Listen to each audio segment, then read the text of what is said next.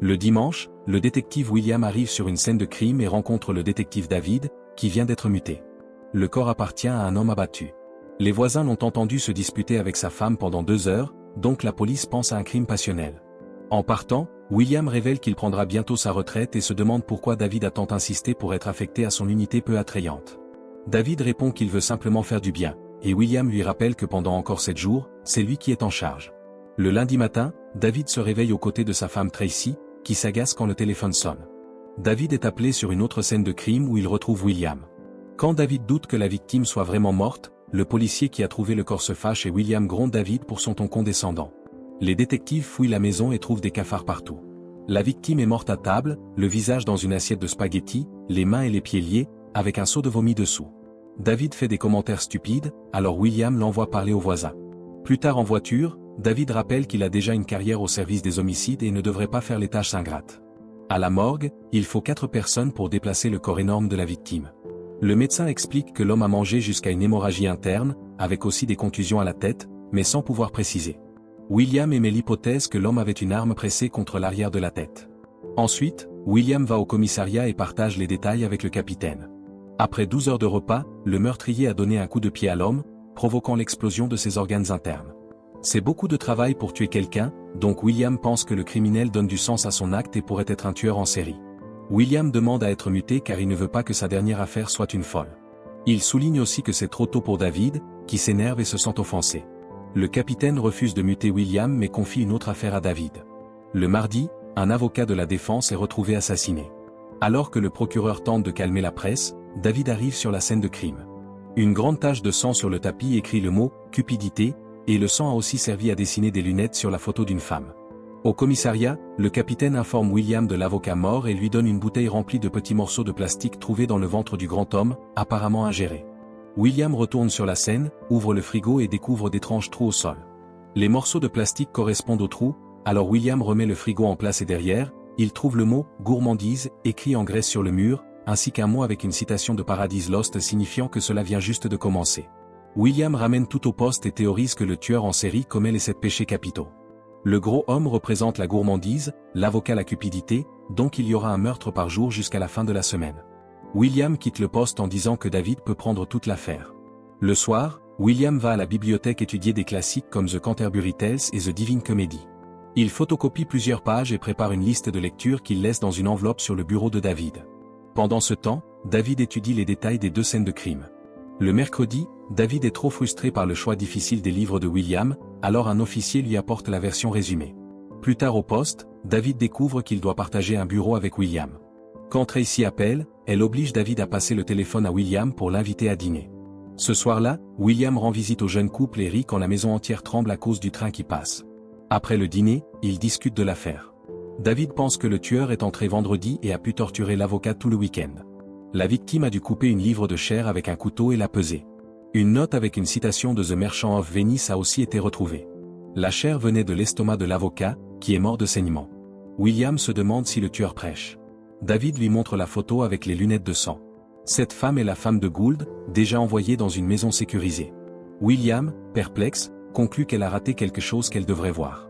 Les détectives décident de rendre visite à la femme et de lui montrer les photos de la scène de crime pour voir si elle remarque quelque chose d'inhabituel. La femme fait remarquer qu'un tableau au mur est accroché à l'envers.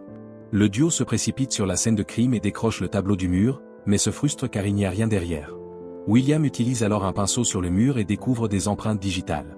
Peu après, le laboratoire d'empreintes révèle un message formé par ces empreintes, « Aide-moi ». Ce ne sont pas celles de la victime, alors il les passe à l'ordinateur, sans résultat. Le jeudi, la police découvre que ces empreintes appartiennent à un certain Victor, élevé dans la foi baptiste du Sud, souffrant de troubles mentaux et ayant un long casier judiciaire. Tous les policiers partent à sa recherche, mais William doute qu'il soit le bon suspect. Quelques minutes plus tard, l'équipe fait irruption dans l'immeuble délabré de Victor, défonce la porte et fouille l'appartement insalubre où des dizaines de désodorisants en forme de sapin pendent au plafond pour masquer l'odeur. Dans la chambre, il découvre une forme dans le lit et en déplaçant les draps, trouve Victor, mort depuis longtemps et décharné. Au-dessus du lit, le mot « paresse » est écrit sur le mur. David trouve une boîte de photos documentant la décomposition du corps sur un an. Quand un policier s'approche pour lui dire qu'il a ce qu'il mérite, Victor se réveille soudainement en toussant car il est en réalité vivant. Après son transport à l'hôpital, un journaliste entre dans l'immeuble et prend des photos des détectives. David explose, jette l'appareil et hurle jusqu'à ce que le journaliste parte. À l'hôpital, un médecin confirme que Victor est resté immobile pendant 1 an, avec une détérioration musculaire et de la colonne vertébrale, une multitude de médicaments dans le corps, un cerveau en bouillie et sans langue, rendant tout interrogatoire impossible. Le soir, Tracy appelle William, expliquant qu'elle a besoin de parler car il est la seule personne qu'elle connaît en ville. Le vendredi matin, Tracy et William se retrouvent dans un dîner. Elle avoue détester vivre ici mais ne veut pas le dire à David pour ne pas compromettre sa carrière. Elle annonce aussi qu'elle est enceinte. William partage qu'une fois, lorsqu'il a mis une femme enceinte, elle a avorté. Tracy dit vouloir des enfants mais pas en ville. William lui conseille de ne rien dire à David tant qu'elle n'a pas décidé si elle garde le bébé, et Tracy pleure.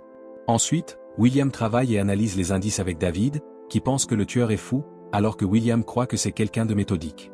Il emmène David à la bibliothèque et établit une nouvelle liste de livres sur les 7 péchés capitaux. À midi, au pizzaiolo, William paye discrètement un homme pour un acte risqué. D'abord réticent, William finit par avouer que cet homme, ancien agent du FBI ayant accès au système de la bibliothèque, cherchera qui a emprunté ces livres. 1 heure plus tard, ils reçoivent un rapport. Tous ces livres ont été empruntés par un certain John Doe, évidemment un pseudonyme. Les détectives vont à l'adresse liée à la carte de bibliothèque et frappent. John Doe apparaît dans le couloir et ouvre immédiatement le feu. Les détectives se jettent à terre pour éviter les balles, et John s'enfuit. David descend pour le poursuivre, esquivant plusieurs tirs. Entendant des enfants crier, David repousse les curieux et voit une femme hurler sortir de son appartement. Il entre précipitamment, mais après avoir fouillé toutes les pièces, découvre que John s'est échappé par la fenêtre. En regardant dehors, John tire sur lui depuis une ruelle et profite de la distraction pour fuir encore. Furieux, David grimpe aussi par la fenêtre et court sur le toit, remarquant que John entre dans un bâtiment abandonné. En brisant une fenêtre, David entre aussi et voit que John laisse une traînée de sang, signe d'une blessure. La course-poursuite continue, mais John utilise l'échelle de secours pour sortir à nouveau. Il traverse précipitamment la rue, provoquant plusieurs accidents de voitures sur le trottoir, puis se cache dans une ruelle. David utilise aussi l'échelle, atterrit dans un tas de déchets et rejoint la ruelle où il trouve un camion. David regarde autour prudemment, mais John est sur le camion et le fait tomber en le frappant d'en haut. John saisit alors le pistolet de David et s'apprête à lui tirer dans la tête, mais William arrive et John s'enfuit. Ensuite, David tente d'entrer dans l'appartement, mais William lui rappelle qu'ils n'ont pas de mandat. Une dispute éclate, David se calme mais ne fait que ça pour pouvoir défoncer la porte. Pour régler la situation, les détectives paient une voisine pour dire à la police qu'elle a appelé car quelqu'un dans l'appartement avait un comportement suspect et inquiétant. Ils peuvent alors fouiller l'appartement de John Doe, qui est effrayant, une boîte d'outils dangereux, une croix au néon sur le mur, un tiroir plein de médicaments à côté de la Bible, des armoires contenant des souvenirs des meurtres, et une photo d'une femme en manteau de fourrure. William trouve plusieurs carnets où le tueur écrit ses délires. Dans une pièce cachée, David découvre des photos de toutes les victimes au moment où elles étaient tuées, ainsi que les photos prises par le journaliste dans une baignoire, ce qui signifie qu'ils ont parlé au tueur ce jour-là sans le savoir. Plus tard, l'équipe médico-légale trouve une boîte d'argent et une facture, mais aucune empreinte dans tout l'appartement. William lit les carnets pour chercher des indices, mais aucun ne contient de date permettant de relier au meurtre. À ce moment, le téléphone sonne et David décroche. C'est John Doe, qui dit admirer David mais ne peut en dire plus sans gâcher la surprise. Le duo continue de lire les carnets et confirme que John prêche. Ils pensent que la femme sur la photo est leur prochaine piste. Le samedi, les détectives se rendent à l'adresse figurant sur la facture, qui s'avère être une boutique de cuir. Le propriétaire explique que John a passé une commande sur mesure et leur montre une photo du produit. Soudain, leur bip retentisse, la femme de la photo a été retrouvée. Ils se précipitent dans un club, au sous-sol, la travailleuse du sexe de la photo est morte sur le lit, avec le mot « luxure » gravé sur la porte. Un homme en drap de lit est au sol, hurlant à cette vue. Plus tard au poste, David interroge le propriétaire du club, qui n'a rien vu d'étrange, tandis que William interroge l'homme au drap et lui montre la photo du code-piece commandé par John, muni d'un couteau au niveau de l'aine. L'homme explique que John a mis un pistolet dans sa bouche pour le forcer à porter le code-piece en ayant des relations avec la travailleuse, ce qui l'a tué. Chez lui, David fait bien comprendre à Tracy qu'il l'aime. William, agacé par son métronome, le jette à travers la pièce, incapable de dormir, s'exerce au lancer de couteau avec une précision parfaite sur sa cible.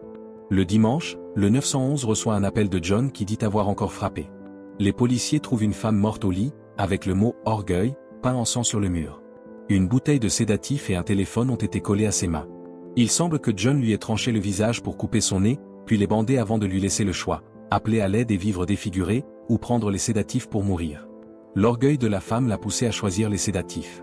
Au poste, William dit à David qu'il ne prendra pas sa retraite tant qu'ils n'auront pas bouclé l'affaire. Soudain, John Doe entre couvert de sang en criant pour se faire remarquer. David sort son arme, la police l'entoure et le menotte alors qu'il demande un avocat. Il tente de prendre ses empreintes, mais il n'en a pas car sa peau a été arrachée. William et David pensent que John ne lâchera pas aussi facilement et soupçonnent un piège. Un avocat parle avec John et tente un accord. 2 corps sont cachés, mais John ne conduira William et David qu'au lieu. La police refuse l'accord, mais John plaidera la folie sinon, et le procès sera plus long. En acceptant, il plaidera coupable. William demande si les corps sont réels, et le procureur confirme par les analyses que le sang sur les vêtements de John appartient à 2 nouvelles victimes. Les détectives n'ont pas le choix et acceptent l'accord. Ils se rasent la poitrine pour pouvoir y coller des micros. Tandis que le capitaine gère la presse, le duo part en voiture avec John, suivi par un hélicoptère de police. Pendant le trajet, ils essaient d'en apprendre plus sur John, mais il refuse de parler de lui, disant qu'il doit finir son travail parce qu'il est spécial. William provoque sa logique religieuse, le faisant s'emporter. John explique qu'il n'a tué aucun innocent, toutes ses victimes étaient des criminels ayant succombé à un péché capital, même l'obésité. Il n'arrête pas de provoquer David, qui s'énerve de plus en plus. Finalement, John demande au détective d'arrêter la voiture en plein champ rempli de pylônes électriques. Après avoir vérifié l'heure, John guide les policiers à travers le champ. Une camionnette arrive, William court pour l'intercepter tandis que David reste avec John. William bloque la route, arme au poing, et un homme en descend, un livreur terrifié engagé pour livrer un colis à David. Après vérification, William le laisse partir et demande qu'on vienne le chercher. William ouvre alors la boîte et est choqué par son contenu, annonçant que John a l'avantage. Pendant ce temps, John dit à David qu'il l'admire et a payé un policier pour avoir des infos sur lui. Il révèle avoir rendu visite à Tracy et lui avoir coupé la tête, jaloux de la vie normale de David. Cela signifie que l'envie est son péché, et John demande à David de tirer pour devenir la colère. William tente de calmer David, mais ce dernier refuse de dire ce qu'il y a dans la boîte, confirmant que la tête de Tracy y est. John continue de provoquer David, révélant que Tracy était enceinte, ce qui fait que William le gifle.